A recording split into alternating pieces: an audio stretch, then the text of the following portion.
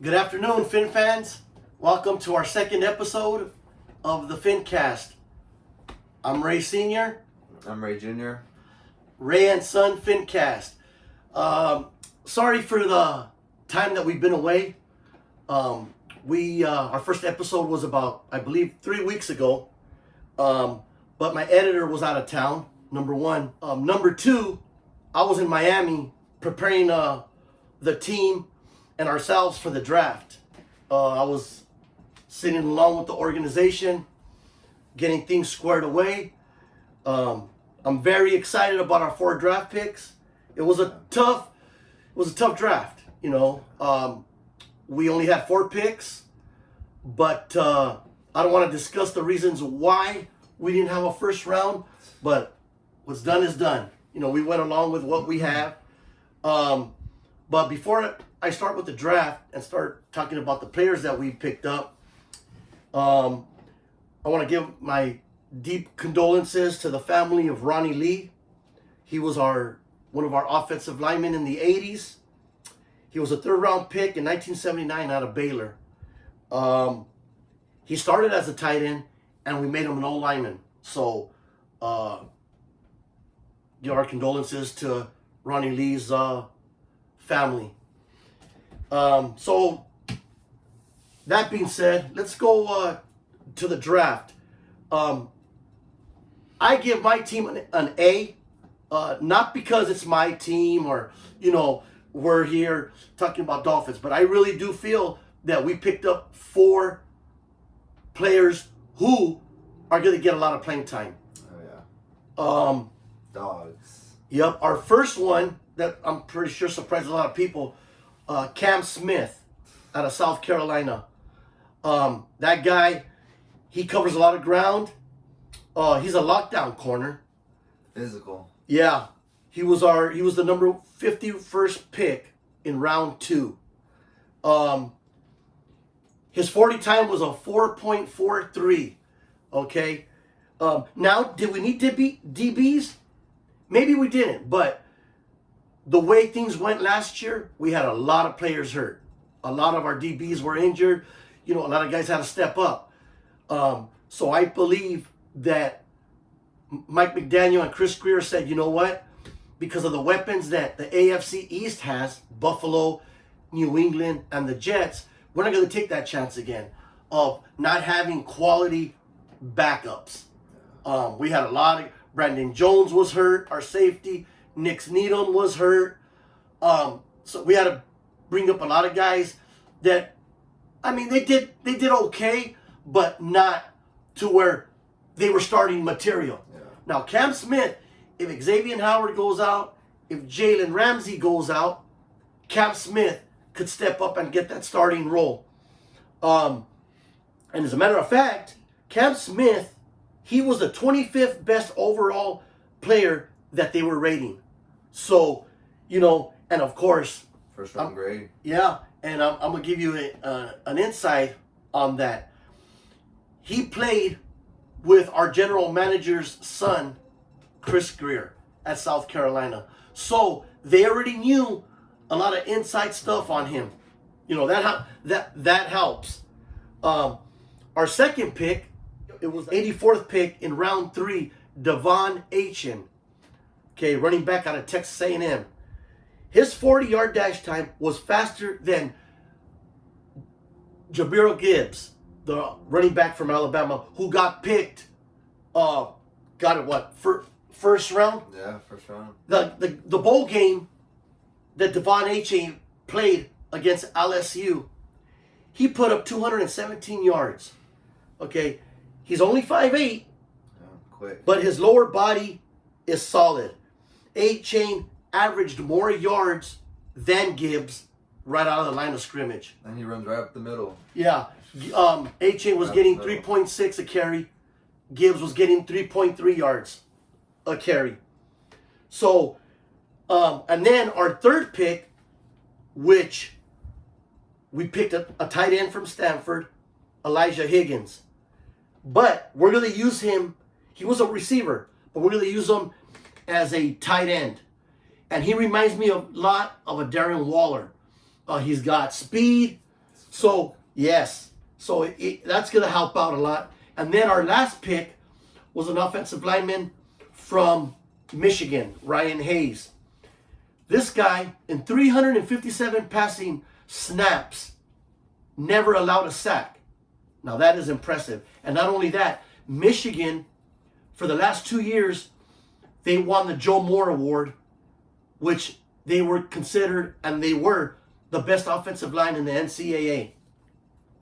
So, let me tell you our how good we've been doing for the past few years as far as dead cap money. Now, dead cap money is that when you trade a player, okay, you still owe part of his contract. You still owe him money, okay, even though he's on another team.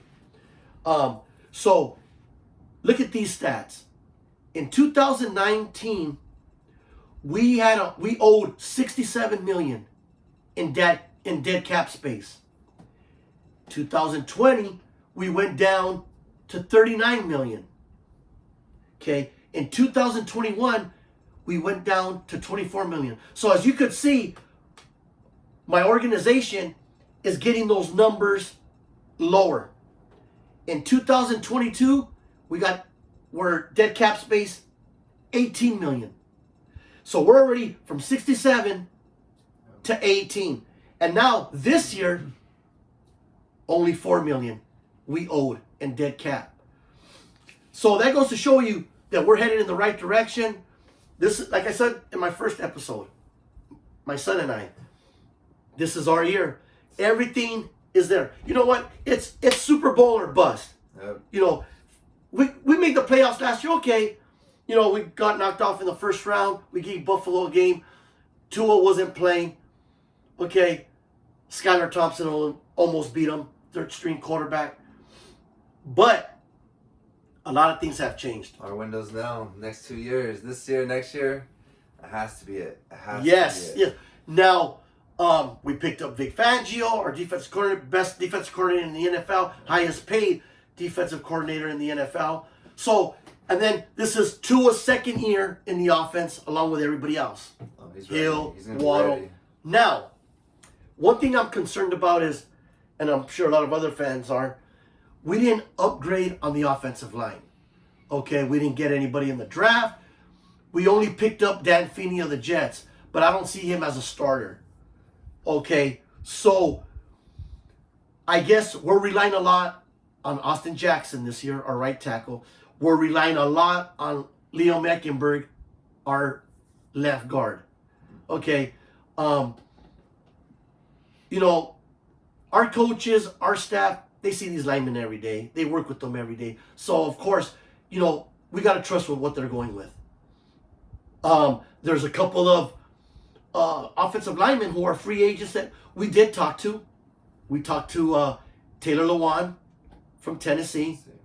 We talked to Fleming from Denver. And, of course, Butch Berry, our new offensive lineman, came from Denver. So, let's see what happens. You know, the rookie mini camp starts next weekend, the 12th through the 14th, Friday, Saturday, Sunday. Let's go. Speaking of rookie mini camp, there's 3 players that we picked up undrafted, and I'm going to mention them real quick, that I think they have a good shot at making the roster. The first one, Aubrey Miller. He's a linebacker from Jackson State. He was coached by Deion Sanders. Okay, he's a little small, 229 pounds, but he was the defensive player of the year in the Southwestern Athletic Conference. Okay, and let me tell you what Deion said about him. Deion says he's a playmaker and he's always around the ball. He sets the tempo.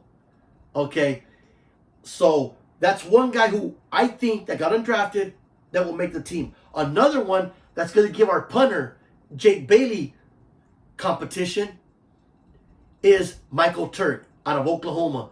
This guy could boom it. He's punted up to 61 yards on a punt. Bailey has never reached that point. And of course, his dad, Turk, was a punter for our team back in the day. So that's Aubrey Miller, Now, and Michael Turk. Another one that they already signed him to a $100,000 contract is Brandon Peely out of USC, defensive tackle. I'm excited to see this guy. He's the only undrafted player that they've signed already. Okay, but I'm going to say one concern that I really have, we have not signed Christian Wilkins.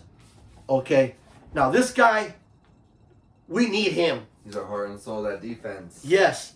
You know, Christian Wilkins had 98 tackles last year. Okay, most by any defensive tackle in the last 20-something years. It's already 2 defensive tackles got signed, right? Jeffrey Simmons from Tennessee, he basically got a 4-year, $94 million extension. And then Dexter Lawrence, also 4-year, $90 million contract from the Giants. So I'm hoping we get Christian Wilkins a long-term deal. Because like I said, him in the trenches is just absolutely crazy. He moves very quick. He's basically the middle of the D-line. And they said he's the heart and soul of the defense. And now, why don't we also, let's talk about the rumor that's been going on with Dalvin Cook. So, real quick, guys, we currently have around $2 million or so in our cap space. Obviously, coming June 1st, we'll get a boost of $13 million coming from Byron Jones. Hopefully, with that money, we can go ahead and trade. I don't know if Minnesota wants to cut Dalvin Cook or trade him, but by all means, he's welcome to South Florida. He needs to be on the offense. He's a third down back, very quick, very shifty, and you've seen we played Minnesota last year, and he had a little good run towards the end of the game. So I think we should definitely go ahead and try that out. Yep, and now we already signed our four running backs from last year. Raheem Mostert, Jeff Wilson Jr., Salvin Ahmed, and Myles Gaskin. But let me tell you, in order for a running game to work, you have to have at least 2 to 3 backs.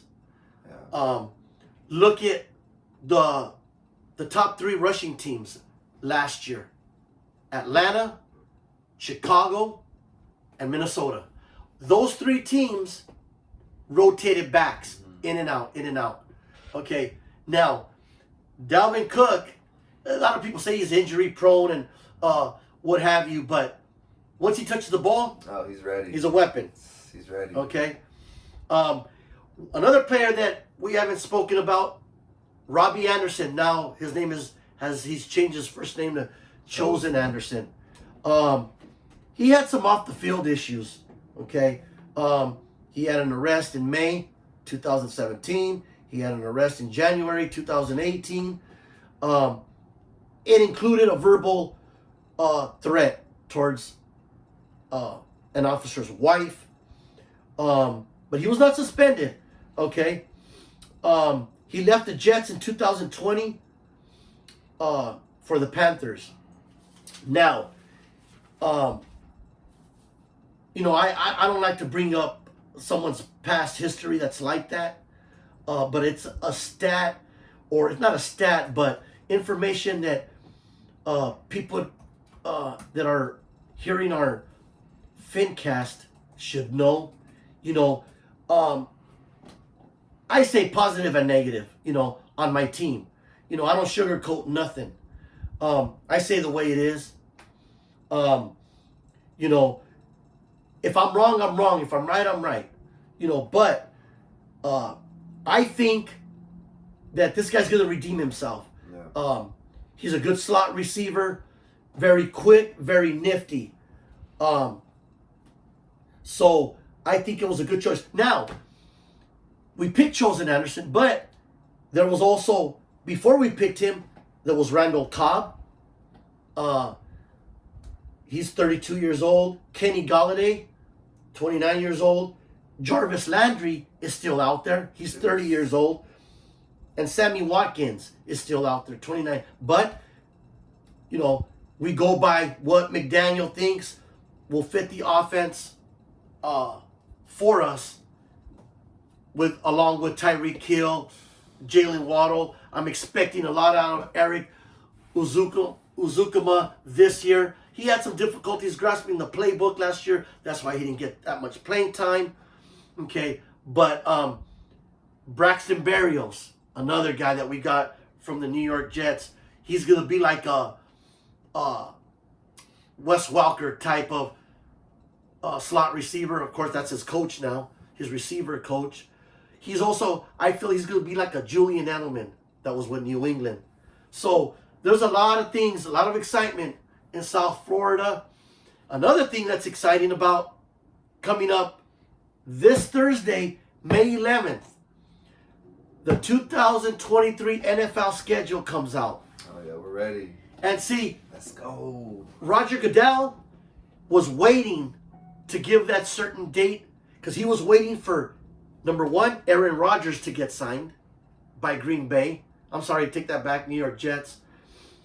And then he was also waiting for Lamar Jackson's contract to get finalized. So now everybody could start, booking their flights, getting their hotels, getting your rent-a-car. Now, one thing I didn't mention, our goal here at the FinCast is to do a live show in Miami outside the stadium in front of our fans. Okay? So that's our goal. That's what we're going to reach for. I have the connections to get that started. So hope all of you could follow us. We would like to hear some of your comments. And then we'll go from there. Want to start on the So what we got here on the table. So basically, guys, what we got here, we got the Tua, Tyreek, and Jalen Waddle bobblehead. Basically, this was from the Week 2 against the Ravens game last year when basically we came back and we won 42-38. Stat-wise, Tua went 36 for 50, 469 yards, 6 touchdowns. Tyreek went for 11 catches, 190 yards, 2 touchdowns. And then last but not least, the Penguin, Jalen Waddle, went for 11 catches, 171 yards, and also 2 touchdowns. This is basically 9 out of 222. It has the stats right here in the back. You guys can't see. But yeah, so nice little add to our collection we got going on. Yeah, I got my mascot right here. On the first episode, we showed you guys the room. So I hope you guys seen the first episode. We appreciate all you guys for checking in on us on Ray and Son FinCast. We had a lot of views. Appreciate it. Thank you guys. Yeah. So like I said, a lot of good things coming up this season. I'm really looking forward to doing this FinCast once the season gets rolling. Mm-hmm. Talk about certain games, certain teams. But of course, our main focus here is the Miami Dolphins. We will not be on air next week.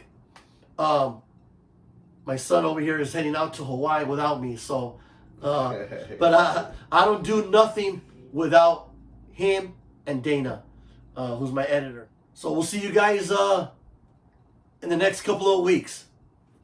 Fins up. Bye, guys.